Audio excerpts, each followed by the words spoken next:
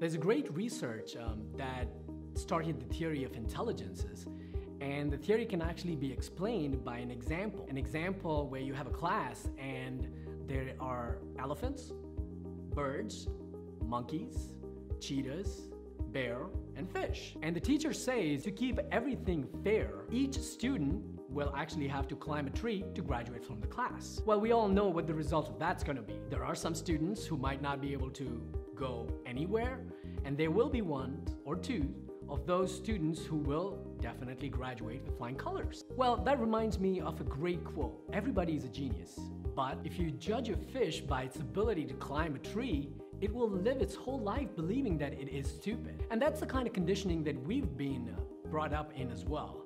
It reminds me of my own example when I went to graduate school and I got this master's degree from University of Massachusetts, and then I went out into the real world to learn.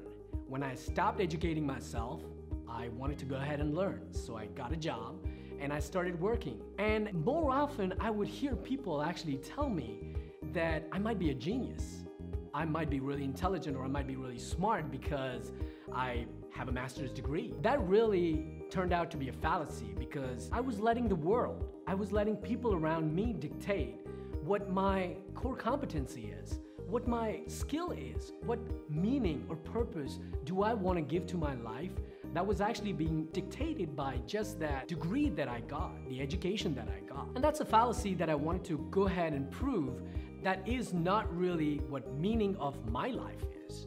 So I went out there in the real world, starting to understand what the real world is, what problems do we have. In doing so, I identified skills that made me realize that there are certain things that I was better at than most people around me. Similarly, if you're in school, everything that you learn in your subjects, if you have physics class, math, social sciences, anything that you learn, there has to be something that really gets you that energy, that passion that you really want to learn more about. If you want to find your core competency and find the skills, you might even be able to do that in your service, in the job that you do. Every single day, your job responsibilities that you perform at work, they entail some kind of work which definitely has a link to maybe another department, maybe another division, maybe another complete different location where research is going on. And that might be something that you might be really interested in. That might be something that probably makes you passionate. You would like to continue to do that for the rest of your life and add meaning to the world. So how do you really find ability? How do you find your purpose? Most important way to identify that you have a core competency is take action. You want to get out there in the real world. Start to take action. You have to do what you might not even feel confident about, but go out there. Expose yourself. And if you don't feel that passion in the work that you're doing, move on to the next one. You might be able to find something new.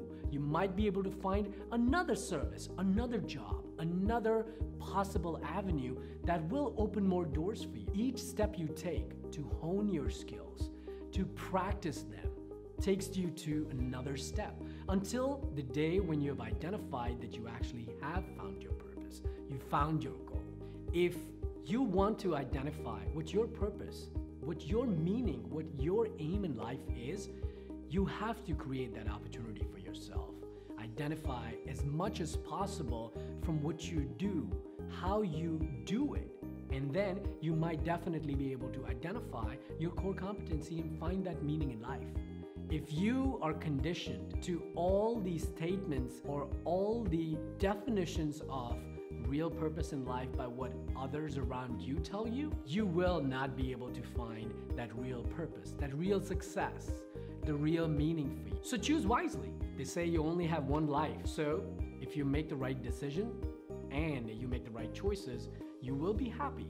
Do not get conditioned by the definitions of others around you. Don't let others around you dictate what your passion is, what your meaning to life is, or it should be. So be confident. Create that opportunity. Remember, in finding excellence, there is no absolute.